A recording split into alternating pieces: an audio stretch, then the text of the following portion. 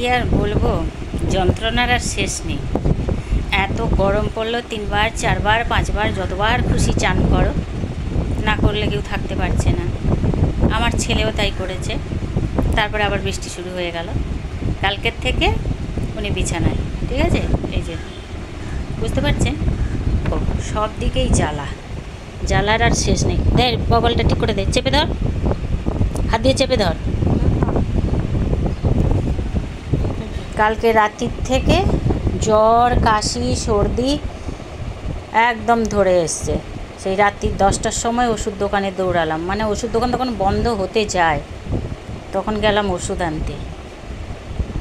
আর কি বলবো, যন্ত্রণার আর শেষ নেই। গরমে জ্বালা, আবার বৃষ্টি হলেও জ্বালা।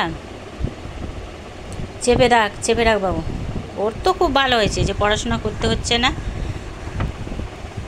আরাম করে শুয়ে রয়েছে, কোনো ব্যাপার নেই।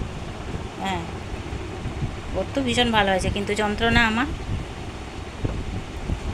আর কি বলবো বলো। যাই হোক, গুড আফটারনুন। কারণ কথা বলার মতো টাইমও আমার এখন নেই।